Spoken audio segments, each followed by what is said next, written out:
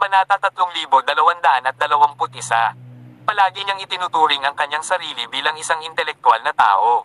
Siya ay isang mahusay na nabasa na tao sa labas ng mundo, at siya ay ganoon na mula pagkabata. Noon pa man ay minamaliit niya ang mga may mababang hanap buhay, ngunit hindi niya inasahan na ganoon na lamang kalupit ang pagre-rate ni Alex sa mga intelektual na may ganoong couplet. Gayunpaman, naramdaman niya na ang Alex couplet ay napakaayos. Napakaritmo nito nang mabasa niya ito. Ito ay kaakit-akit. Nakatutuwang basahin ito nang hindi naiintindihan ang literal na kahulugan. Sa kabilang banda, hindi niya kayang isulat ang mga ganoong salita. Ang East Divine Empire ay isang lugar sa universo kung saan medyo mahirap ang pagsusulat. Ang wikang sinasalita ay iba sa ibang mga lugar, at ang sinaunang pagsulat ay hindi popular. Karamihan sa publiko ay nagsasalita ng lokal na wika, at ang pagsulat ay mas katulad ng mga hieroglyph. Sa madaling salita, ang isang bagay tulad ng sinaunang tula ay ang espesyalidad sa kultura ng Amerika. Kahit na ang mga di-American sa Earth ay kaunti lamang ang nalalaman tungkol sa sinaunang tula. Tinaway-kaway ni Alex ang kanyang kamay at hinampas ang mga salitang iyon sa Eastern Emperor Mooncrate. Paano ito? Paano ang aking sulat? Sabi ni Eastern Emperor Mooncrate, magaling ka magsulat, pero ito ay puno ng crap. Winawagayway ni Alex ang kamay niya habang sinasabi, kalimutan mo na. Tinatimad na akong magsulat. Patok na ang pag-type sa panahon ngayon. Sino pa rin ang nagsusulat? Ikaw ang Eastern Emperor. Maaari ko bang tanungin kung ano ang iyong negosyo? Nagtanong ang Eastern Emperor, sino si Alex Rockefeller? Sagot ni Alex, ako nga, pakawalan mo ang anak ko, Patroclus Mooncrate. Dahil marunong kang magsulat, babuliin ko lang ang kaliwang braso mo at ililibre ko ang kanang braso mo. Sumunod ka sa akin sa hinaharap, at tuturuan kita kung paano magsulat. Sabi ni Alex, ako'y nagulat ng ganon. In fact, hindi kami magkaaway ni Patroclus. Magkaibigan tayo. Nang marinig ni Patroclus na ang undying plan ay muling sasalakayin ang hangganan, kinuha niya ang nangunguna at humiling na ipagtanggol ang hangganan. Nakaalis na siya ngayon, at ako ay walang paraan para sundan siya. Nagbago ang ekspresyon ng mukha ni Mooncrate.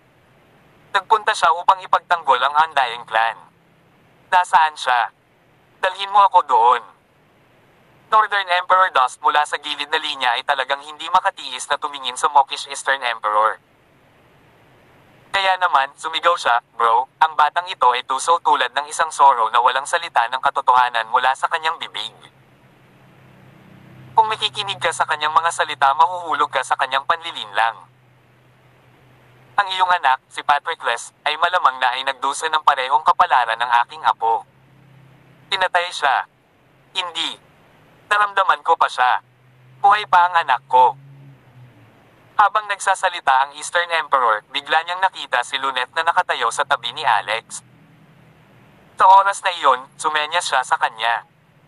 Luneth, kaya nandito ka rin. Halika dito at sabihin mo sa akin. Saan nagpunta si Patroclus? Hindi mapigilan ni Luneth na makaramdam ng tiyak na kaba sa harap ng Eastern Emperor, ngunit sinabi niya, tama si Alex Rockefeller. Nagpunta talaga ang kanyang kamahalan upang ipagtanggol ang hangganan. Tumango ang Eastern Emperor. Sabi niya kay Alex, diyan ka, halika dito at ihatid mo ako para hanapin ang anak ko, tumango si Alex. Maaari kitang dalhin doon ngunit kailangan ito ng ilang araw. Inulit ng Eastern Emperor, dalhin mo ako doon, right now. Alex certainly cannot agree to it. I'll have to resort to brute force tapos. Dust said, bro, hindi mo kailangang magalang sa batang ito. You should have used brute force long ago. Ingat ka. Ang batang ito ay may maraming trump cards, don't suffer a setback due to carelessness. Sinabi ng Eastern Emperor, mas gusto ko ang diplomasya kaysa sa karahasan. Habang nagsasalita siya, ginamit niya ang brush para isulat ang tatlong salita, diplomacy bago ang karahasan. Yung mga salita ay ginto. Nang i-flick niya ang katagang, karahasan, ang salitang iyon ay agad na bumagsak at naging kasing laki ng isang walang kamatayang bundok ng Pompey bago bumagsak kay Alex na may haplos. Lalaban na sana ito ni Alex gamit ang Dow Killing Sword. Maya-maya lang ay may lumabas na boses. Else my Pompey Fairyland a place where people can come as you please. Iniisip ba ninyong sariling bakura ng lugar na ito? Matapos madala ang boses na iyon, ang salitang Eastern Emperor's karahasan ay biglang gamulong pabalik at bumagsak sa kanyang sarili sa mas mabilis na bilis. Kabanata 3222. Ano?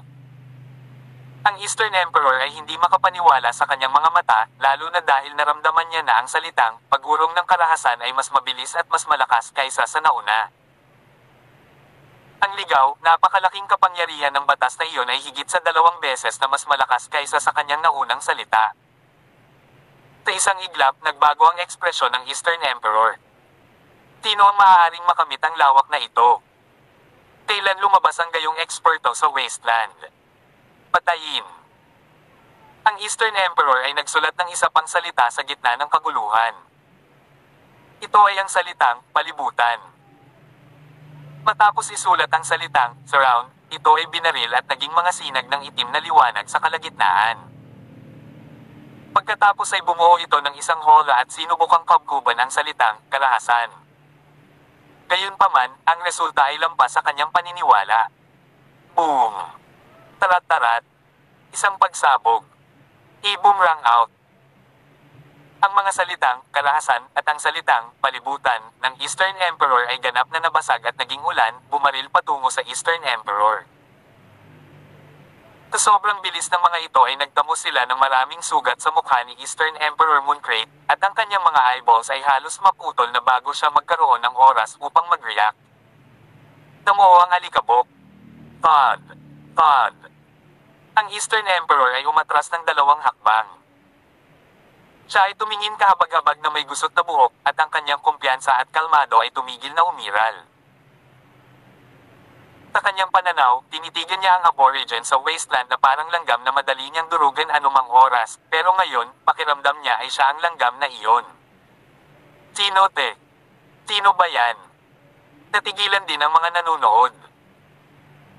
Ang hilagang emperador ay natalo ng malungkot, ngunit iyon ay dahil si Alex ay sumanib sa maraming puwersa kasama ng iba't ibang mga bukana at mga maling hakbang upang siya ay magdusa ng malaking pagkatalo sa huli.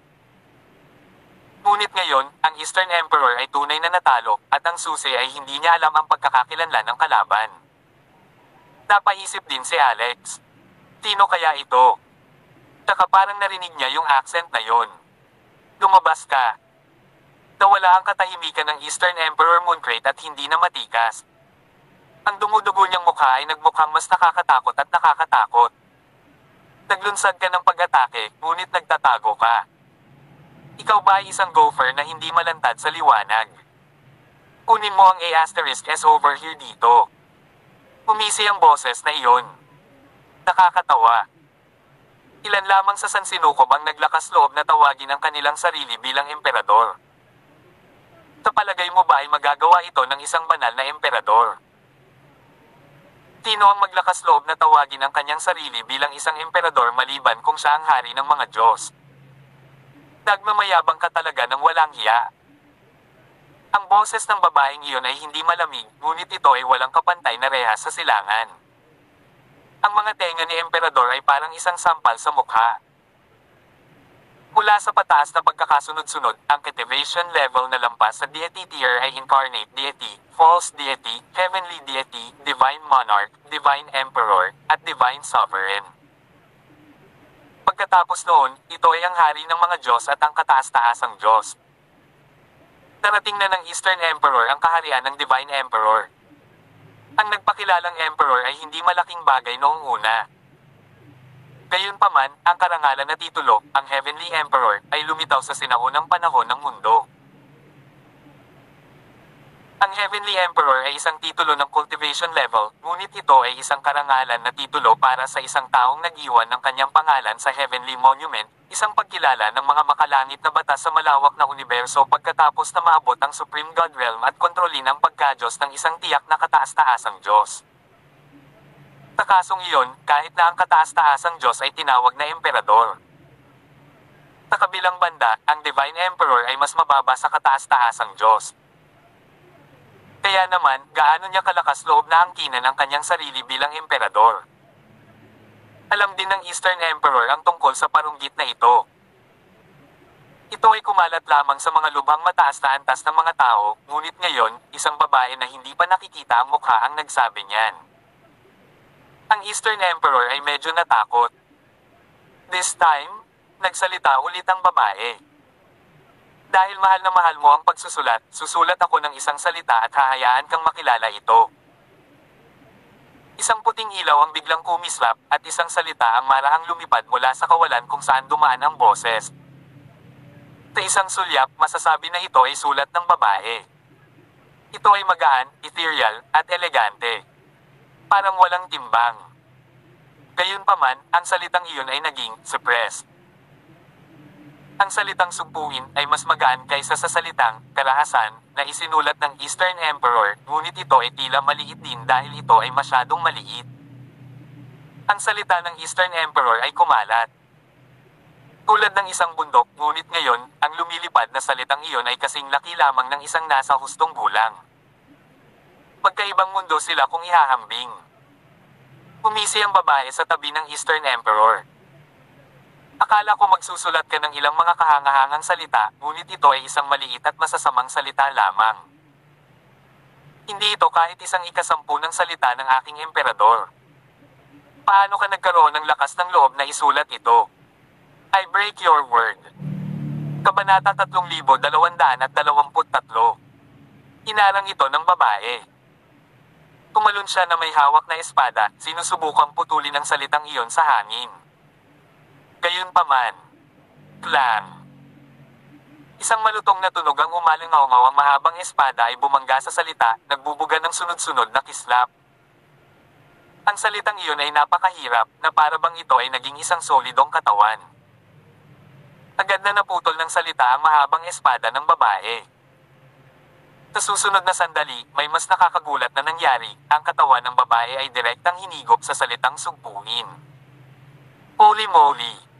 Wala na siya. Saan siya nagpunta? How ominous! Alam ng Eastern Emperor na nakatagpo siya ng isang tunay na dalubhasa. Ang salitang suppress ng kalaban ay nakapagtataka at naglalaman ng malaking takot. Matapos maabot ang antas ng Divine Emperor, nakita niya ang ilan sa mga tunay na diwa sa likod ng universo. Kahit na gusto niyang intindihin ito sa lahat ng oras, nabigo siyang maunawaan ang anuman.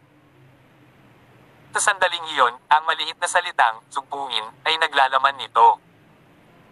Pagpinta ng mga bundok, ilog, lupa, at butil. Halika! Ipinatawag ng Eastern Emperor Mooncrate ang pagpinta ng mga bundok, ilog, lupain, at butil. Ito ay isang prehistoric na banal na artifact, isang likas at pinakamataas na kayamanan. Minamaniobra niya ang pagpinta ng mga bundok, ilog, lupain, at butil para sumugod at balutin ang salitang sugpuin. Naisip niya, kung tutusin, basta-basta mong isinulat ang salitang ito. Ang kapangyarihan nito ay tiyak na walang kapantay para sa pagpinta ng mga bundok, ilog, lupain, at butil. Gayunpaman, ito ay lampas sa kanyang inaasahan.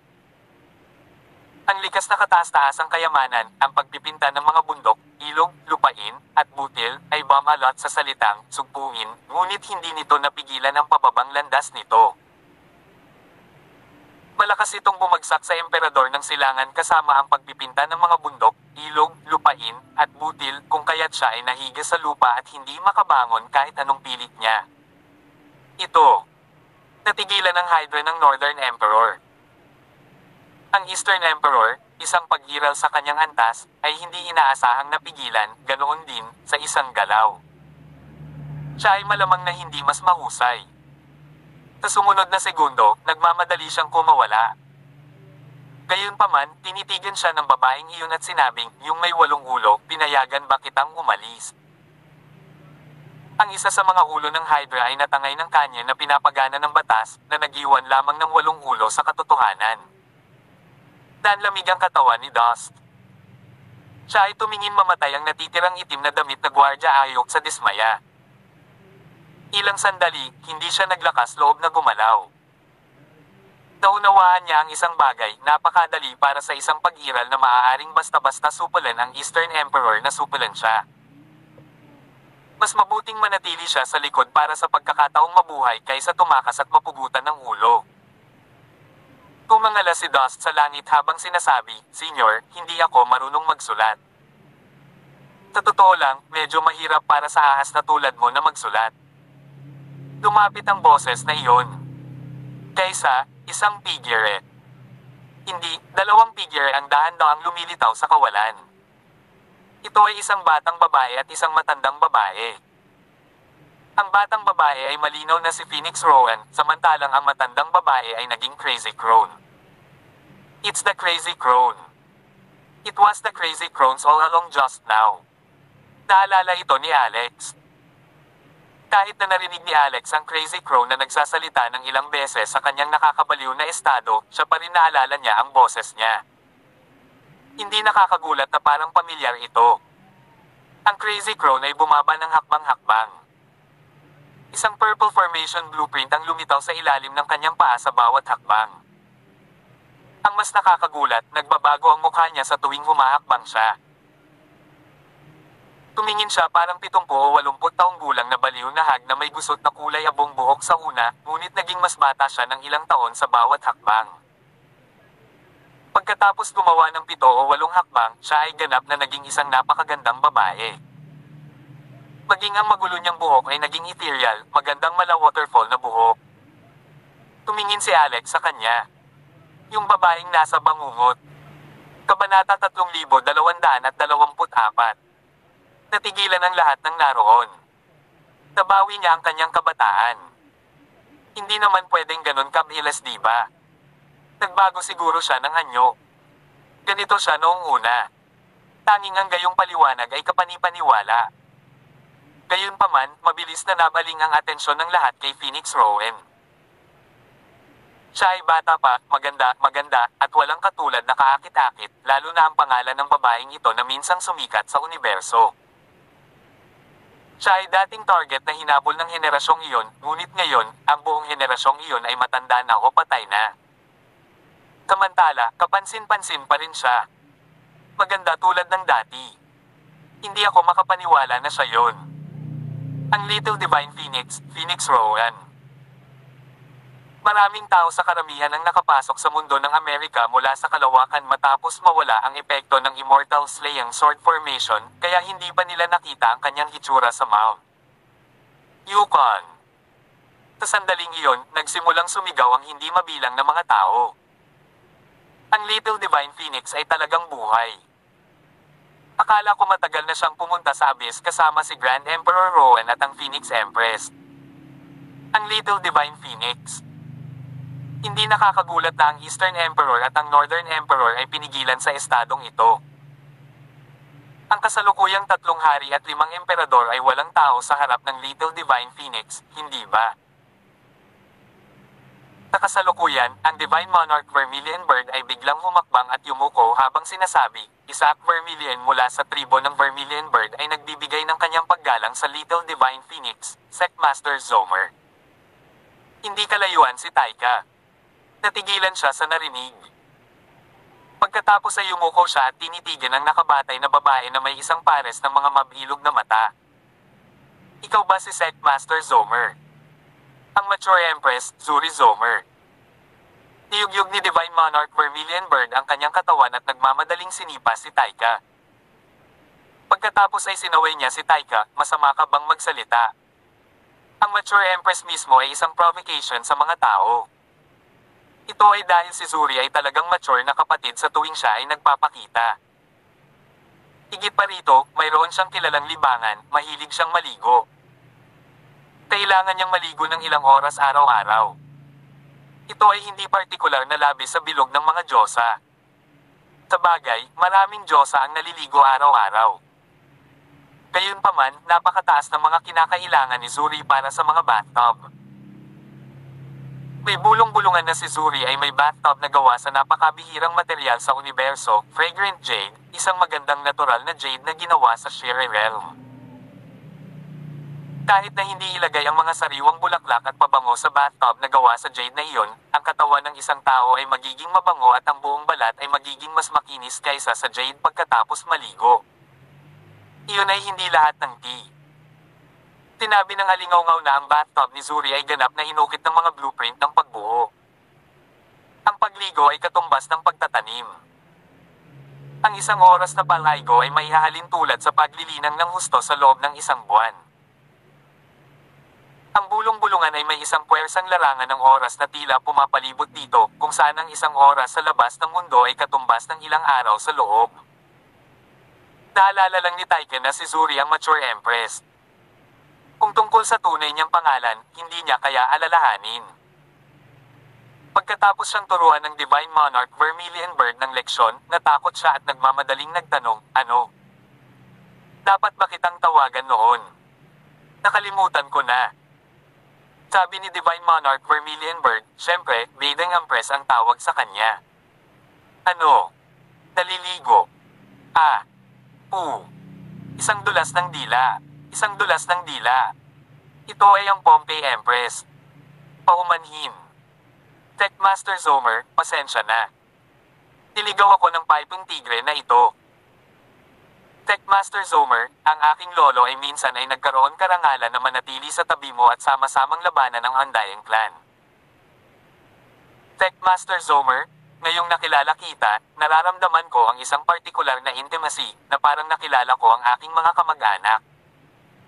Umisi si Phoenix habang nakatingin sa kanya. Dahil dito, umiling ang babae. Hindi ako ang mature empress o ang bathing empress.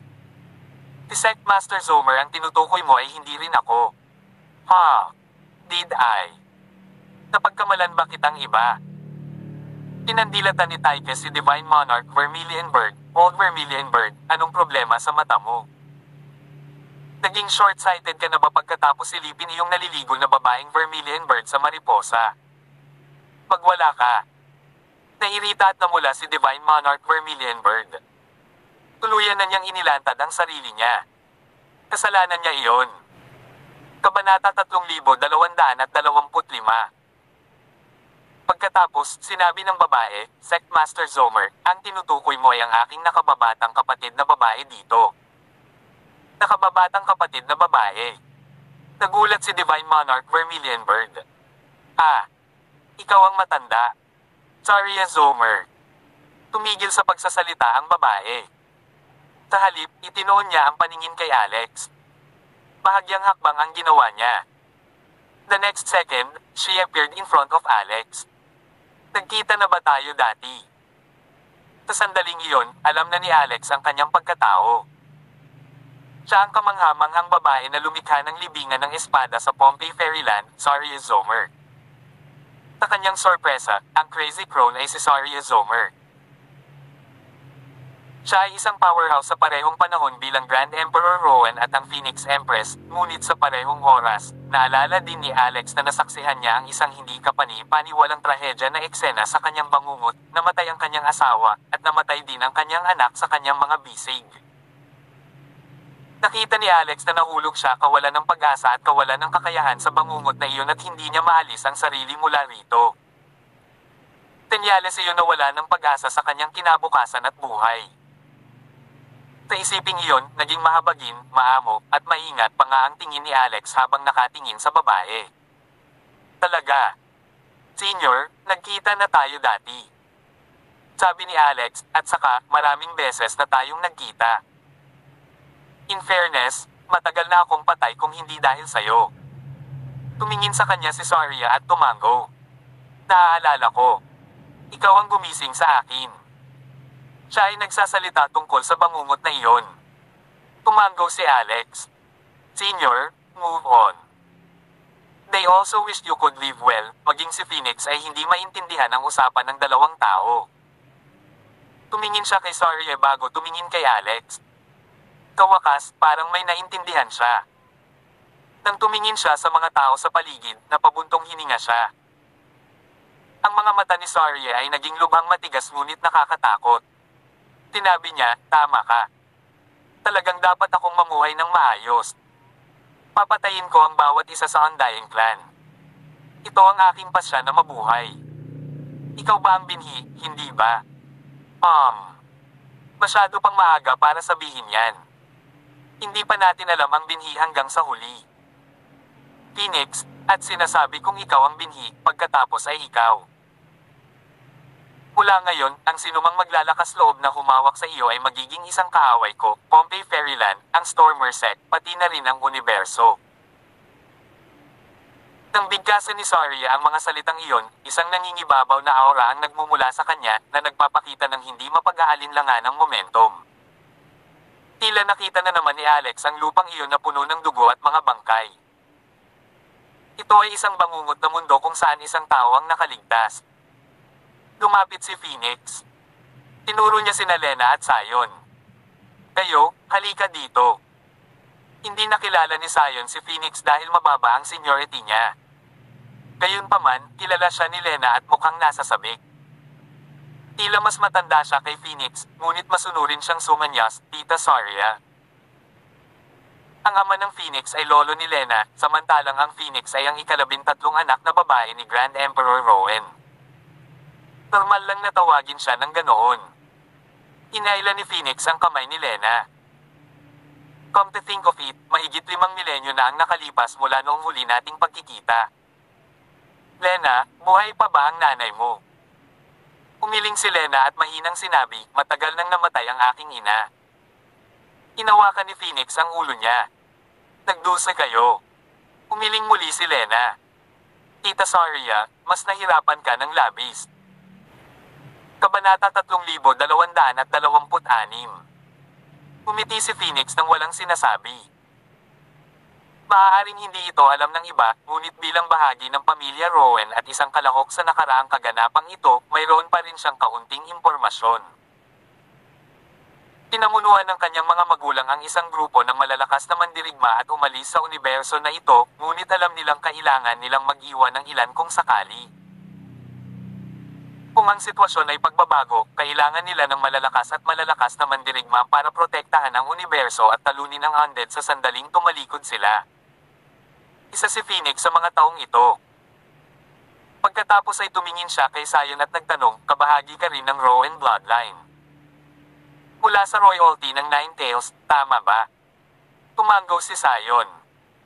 Ako ay bahagi ng 53 henerasyon ng Rowan Nine Tails. Napabuntong hininga si Phoenix na tila emosyonal. Ika-53rd generation na. Malamang medyo matao ang tribo mo noon, ha? Umiling si Sion. To be honest, maliit lang ang tribo ko. Wala na masyadong natira. Dahil ang pamana ng ating mga ninuno ay seryosong naputol at walang purong violet na pamana sa loob ng maraming taon. Kaya naman hindi malakas ang ating tribo. Tapat na upang protektahan ang ating sarili at sa halip ay naging mga laruan para sa malalakas. Napasulyap si Phoenix sa tiyan niya. Nadungisan ka rin ba? Natigilan si Sion at agad itong itinanggi.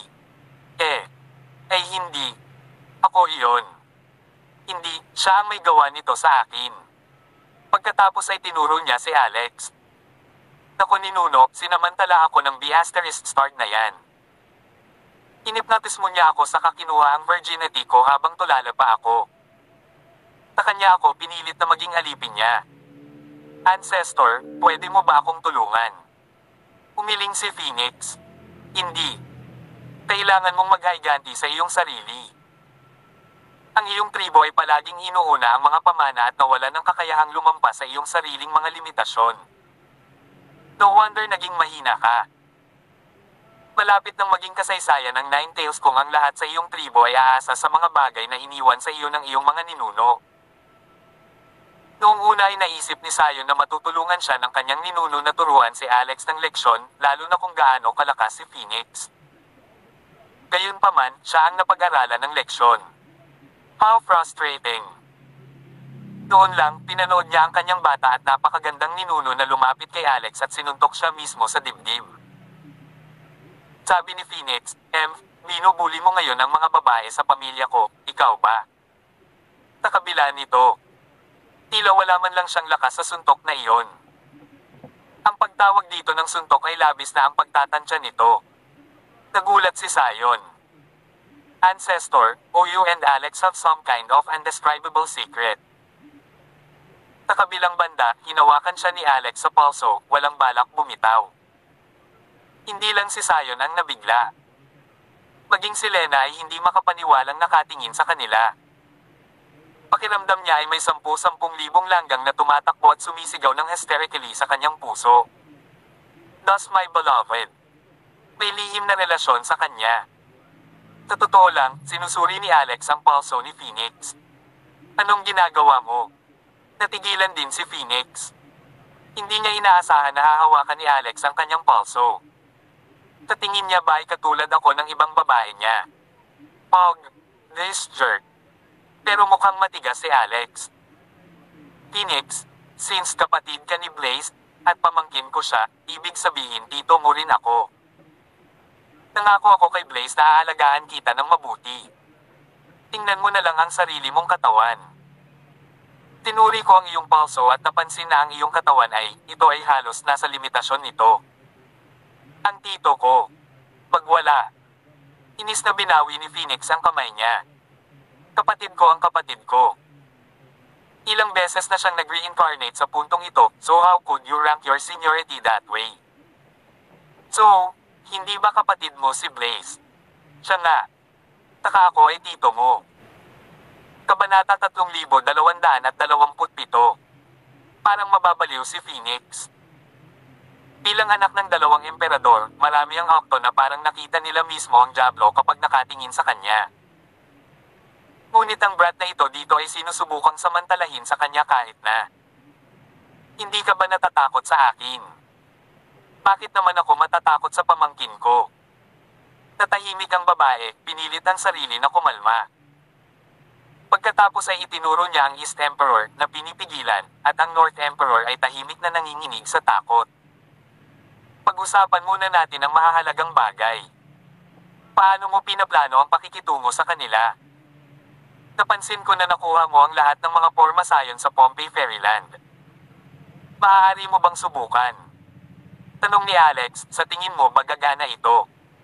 Bahagyang tumango si Phoenix. Oo, ngunit wala tayong sapat na lakas tao. Napabuntong hininga si Alex. Wala tayong magagawa, pero... Tumango si Phoenix. Masyado ka pang walang karanasan. Lumapit siya sa tenga ni Alex at gumamit ng telepathy. Kung gusto mong isagawa ang planong ito, dapat mong gawin itong malaki. Gamitin ang ilang araw na ito para mag-set up ng isang formation sa piitan, at darating ako na may isang gawa upang akitin ang mga lumang bagay na iyon. Dahil kailangan nilang ilihim ito, kinailangan ni Phoenix na gumamit ng telepathy para matiyak na walang distansya sa pagitan nila. Nag-aalala siya na baka may mga parinig sa kanilang telepathy. Gayunpaman, ang gayong mga aksyon ay mukhang masyadong malapit sa karamihan ng mga tagalabas. Nakatayo sa hindi kalayuan sa kanila si Dorothy, na pabuntong hininga nang makita niya ito. Ang aking asawa ay nagiging mas wild araw-araw. Tinusundan pa niya ang anak ni Grand Emperor Rowan ngayon. Ngunit sa pag-iisip kung maaari nilang mapasali ang babaeng ito sa kanilang koponan, ang pamilyang Rockefeller ay talagang magiging mas makapangyarihan. Bukod dito, ang katayuan ni Phoenix ay hindi lamang binuo sa kanyang kapangyarihan. Pagkatapos ng lahat, siya ang tunay na pinuno ng sekta ng Stormer. Pagkaraan ng ilang sandali, mas malakas na nagsalita si Phoenix kay Alex, mukhang ang espiritual na enerhiya sa universo na ito ay nakinabang ng husto sa iyo. Ang iyong kasalukuyang kapangyarihan ay tiyak na 10 beses na mas malakas kaysa dati. Ang susunod nating destinasyon ay ang Beast King Pool, ang Supreme Divine Blood doon. Biglang naputol ang kanyang mga salita habang nakatingin sa mga tao na para bang may napagtanto siya. Pagkatapos ay nagpasya siyang huwag tapusin ang kanyang pangungusap. Ang mataas na kalidad na dugo sa Beast King Pool ay maaaring makatulong sa iyo na magtagumpay muli. Gayunpaman, ang karamihan ay napuno ng malalakas na magsasaka sa loob ng sansinukob na ito. Marami ang mga banal na tagapagmana ng mga sinaunang angkan na gumawa ng pangalan at nakakita ng maraming bagay sa mundong ito. Dahil si Phoenix ay isang maalamat na babae, lagi silang umaasa na makinig sa lahat ng kanyang sasabihin. Sa makatuwid, ito ay lamang natural na narinig nila ang kanyang sinasabi ang mga salitang Supreme Divine Blood. Lahat ng naroroon ay gulat na gulat sa kanilang mga kaibuturan. Kataas-taasang Divine Blood ay mahirap. Fist King Pool. Kataas-taasang Divine Blood. Ito ay ganap na nakakagulat na balita. Kailangan kong magulat pabalik sa aking angkan. Noon lang, nagsimulang itaboy ni Saria ang mga tao. Ang Pompeii Fairyland ay hindi isang uri ng turista ng atraksyon. Kaya dapat mawala lahat ng walang kinalaman sa clan ko. Ngayon na. Nang marinig ito, natuwa ang North Emperor. Agad niyang tinawag ang lahat ng kanyang mga nasasakupan, naghahanda sa kanilang pag-alis. Gayunpaman, pinigilan siya ni Saria. Lahat ng iba pero pwede ka nang umalis. Nagalit ang North Emperor. Senior, MS Saria, I really didn't mean to provoke Pompey. Nagmamadali lang akong pumunta dito dahil pinatay ng B** star na ito ang apo ko. So gusto mo siyang patayin? Hindi mo naman nakakalimutan yung sinabi ko kanina, di ba? Ang North Emperor ay tunay na natatakot ngayon dahil napagtanto niya na si Saria ay talagang napakalupit. Hindi niya inasahan na ang babaeng ito ay buhay pa, lalo pa sa Pompeii. Senior, ano ang gusto mo kung gayon? Ang mga mula sa Northern Emperor Kingdom ay patayo pagkatapos. Nagsalita si Phoenix. Kailangan mong manatili dito at tulungan ako sa isang bagay. Kabanata 3228. Hindi maaaring tumanggi ang North Emperor dahil hindi man lang siya manggahas. Sa ilang sandali lamang, ang iba pang mga makamundong magsasaka na pumasok sa Amerika ay nagsimulang umatras. Marami agad lumabas sa karamihan at lumipad sa iba't ibang direksyon. Matapos makitang walang tao sa kanilang paligid, inilabas nila ang kanilang mga kagamitan sa komunikasyon upang magdala ng balita sa kanilang mga angkan o pamilya tungkol sa Supreme Divine Blood. Si Alex ay may proteksyon ni Saria at Phoenix bilang binhi sa loob ng sansinukob na ito. Kaya, magiging imposible para sa kanila na makakuha ng dugo ng nakapag-iisa. Maaari lamang silang tumawag ng mas malakas na tao. Whoosh! Biglang sumabog sa ere ang isang messenger talisman. Pagkatapos ay sinundan ito ng ilang liwanag na sinag na nagwawala na parang isang organisadong palabas ng paputok. Ang messenger talisman ay naimbento ng isang makapangyarihang mistiko. Nagbigay ito ng kakayahang magpadala ng mga mensahe sa loob ng sansinukob na ito gamit ang resonance sa loob ng isang uri ng dakilang batas ng Tao. Gayunpaman, ito ay medyo mahal din. Ang mga angkan ng mas mababang uri ay hindi kayang bilhin ang isa sa mga ito.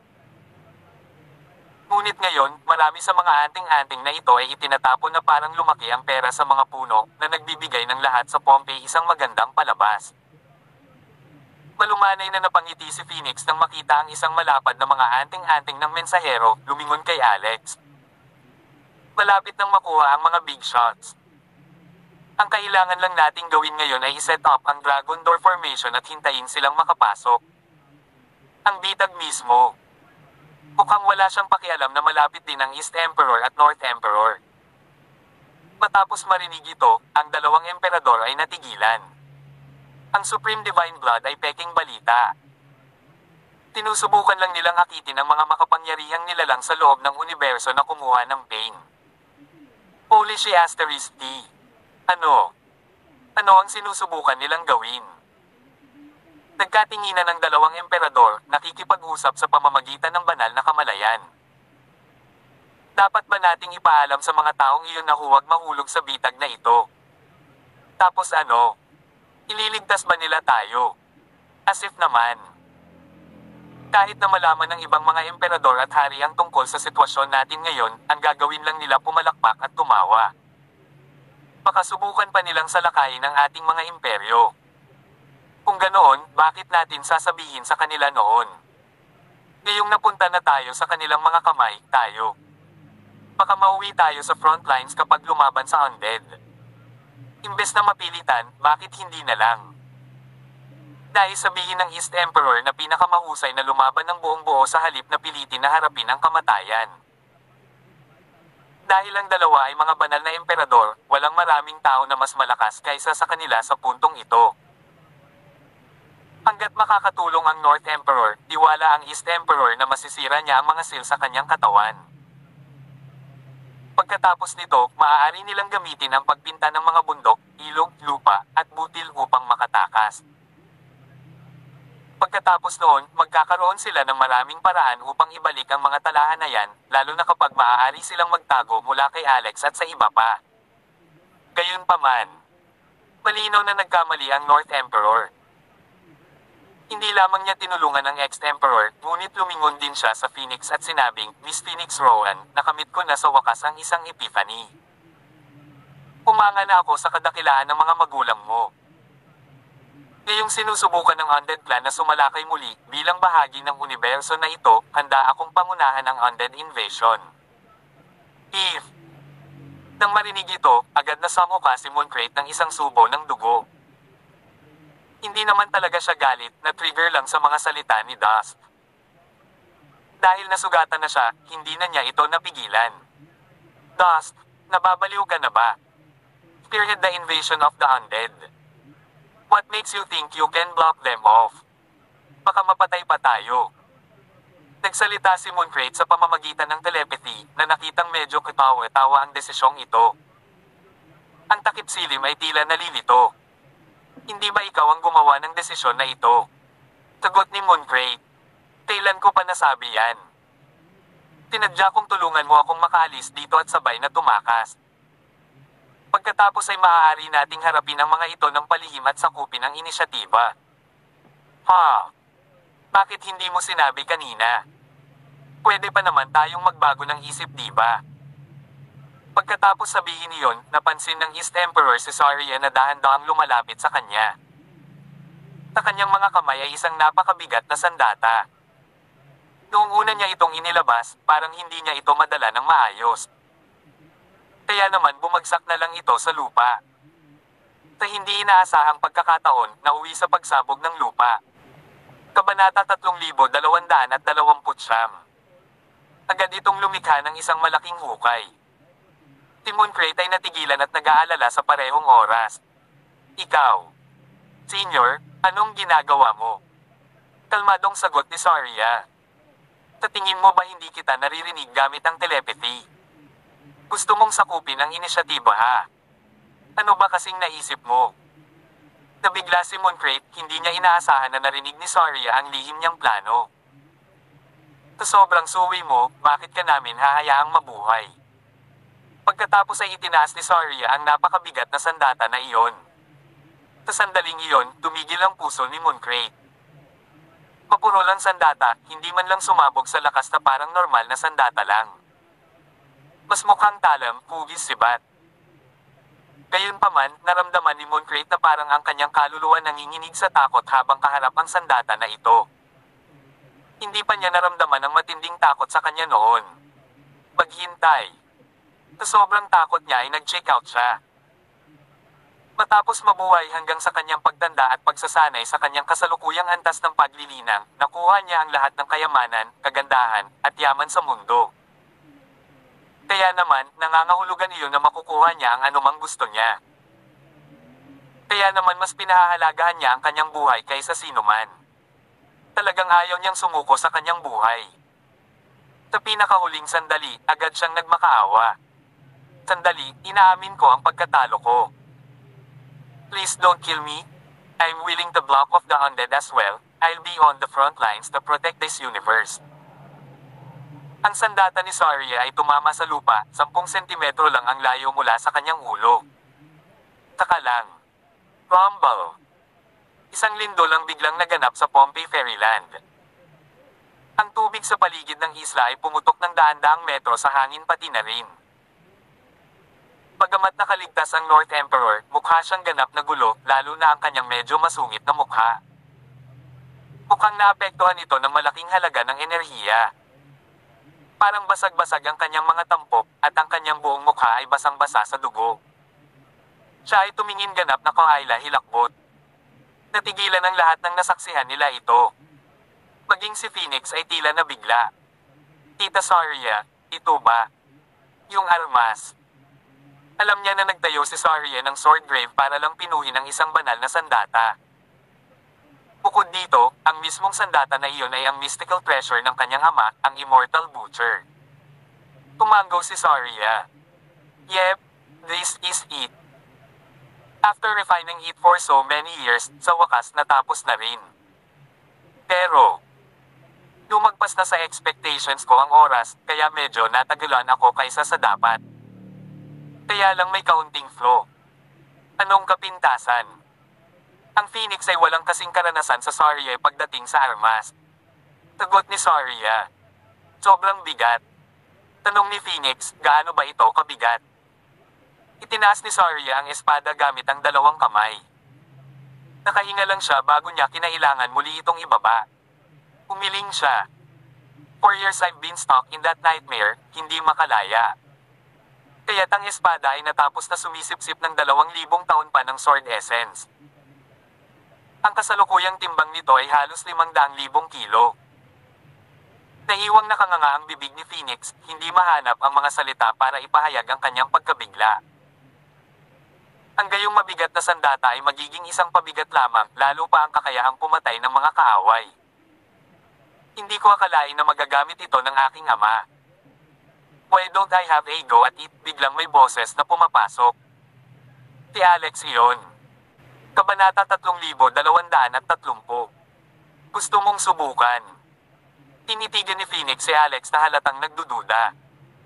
Mga 500,000 kilo ang pinag-uusapan dito. Hindi lang 500 kilo, alam mo ba? Talaga, anumang paglilinang sa ibaba ng divine. Hindi posibleng maiangat ito ng mga emperador kahit 1 sentimetro mula sa lupa. Sagot ni Alex. Paano mo malalaman kung hindi mo susubukan? Sige, subukan mo. Kumaway si Saria kay Alex. Nang humarap sa kanya ay bahagyang lumambat ang mukha nito na isang pambihirang tanawin. Huwag mong masyadong ipagpilitan ang sarili mo, okay? Karaniwang may sariling kaluluwa itong mga high-level na armas. Ang paggamit ng sobrang lakas ay maaaring mag-backfire sa iyo. Tumanggaw si Alex at inilagay ang 2 kamay sa hawakan ng espada. Pagkatapos ay ginamit niya ang lakas ng kanyang katawan at hinaila pataas ng buong lakas. Ngunit hindi ito gumalaw kahit kaunti. Ito ay bilang mahirap bilang siya ay inaasahan. Nagsalita si Phoenix. Kung hindi mo ito kayang buhatin, huwag mong sayangin ang iyong lakas. Kapag nakamit mo na ang incarnate deity, maaari mong subukan muli kapag ang iyong katawan ay humina na. Sabi ni Alex, I haven't even used any force. Malaking usapan yan. Noon, marami ang nanonood kay Alex. Hindi nila siya kinukutsa, ngunit wala ni isa sa kanila ang nag-isip na kaya niyang buhatin ito. Ang tibak ay talagang tumitimbang ng isang malaking bundok kung gaano ito kabigat. Si Saria lang ang may sapat na lakas para buhatin ito kahit na si Phoenix. Ang kanyang kasalukuyang estado ay hindi lahat na mabuti. Isang malalim na buntong hininga ang pinakawala ni Alex. Pagkatapos noon, isinaaktibo niya ang bawat bagay na mayroon siya sa kanyang katawan. Ang Ymir's Divine Bone, Mother Chaos Chi, Yin Yang Chi, True Martial Soul, at iba pa. Pagkatapos ay ginamit niya ang Great Kylan spell, pinulupot ang isang Kylan sa kanyang braso. Parg! Tigaw ni Alex habang muling ginamit ang lahat ng kanyang lakas. Dahan-dahan siyang yumuko at ibinuko ang kanyang mga paa para mas maging balanse. Sa huli, Biffle. Isang kakaibang tunog ang lumabas sa pinakamasamang oras. Hahaha. Haha. Tisayon ang unang sumigaw. Hindi na siya makatayo sa sobrang tawa niya. My God, is this funny? Tinusubukan mo bang iangat ang espada o sinusubukan mong umutot? Whatever, stop acting tough. Hindi mo mapupulot kahit umutot ka pa ng 100 beses. Hindi rin napigilan ng iba ang pagtawa. Si Alex mismo ay medyo nahihiya din. Hindi niya akalain na uutot siya sa harap ng maraming mata. Ito lang. Talagang makakaapekto ito sa aking malakas at lalaki na imahe. Ngunit, sa parehong oras, napansin niya na 3 sa 3,000 bulaklak ng lotes sa loob ng kanyang katawan ay namumulaklak ng sabay-sabay. Ano ito? Ang isa sa mga bulaklak ay hindi kapani-paniwalang kakaiba. Ito ay may kasuklam-suklam na kayumanggi dilaw na kulay. Bakit may ganitong bulaklak na lotes? Agad na pinuntahan ni Alex ang mga bulaklak na ito. Nang tingnan niya, naramdaman niyang nanginginig ang buong katawan niya dahil sa disgusto. Ito ay ang Great Fart Spell. Kasama sa 3,000 dakilang daw ang bagay na ito. Ang spell na ito ay karaniwang pinipigilan ng mahusay na pamagat na mayroon ito. Gayunpaman, nang mapagtanto ang mga katangian ng spell, hindi na nakaramdam ng pagkasuklam si Alex. Sa halip, nakaramdam siya ng sobrang saya. Ang spelling na ito ay, sa katunayan, isang forbidden spell na may kaugnayan sa mga umutot. Gayunpaman, hindi lang ito naglabas ng foul ball ng hangin, ngunit isang kakaibang amoy na binubuo ng makamandag na kapangyarihan ng batas. Ang baho ay sadyang hindi mabata at libu-libong beses na mas nakakalason kaysa sa umutot ng whistle. Ito ay isang magandang spell para sa pagtakas. Pagkatapos noon, tumingin si Alex sa 2 pang bulaklak ng lotes, na pagtanto na sila lang ang kailangan niya. Ang una ay ang Great Claymore Spell, samantalang ang isa ay ang Great Gravity Spell. Ang una ay nagpapaliwanag sa sarili dahil ito ay isang spell para sa mga Claymore. Ang pangalawa ay higit pa mahalaga sa kanyang kasalukuyang senaryo. Ang Immortal Butcher ay halos 500,000 kilograms kapag naapektuhan ng gravity ng Earth. Kapag tinanggal ang gravity, magiging ibang-iba na ang kaso noon, at iyon ang maaaring gawin ng spell. Maaari nitong baguhin ang gravity sa loob ng 10 metrong radius. Forget what they doing, keep on doing.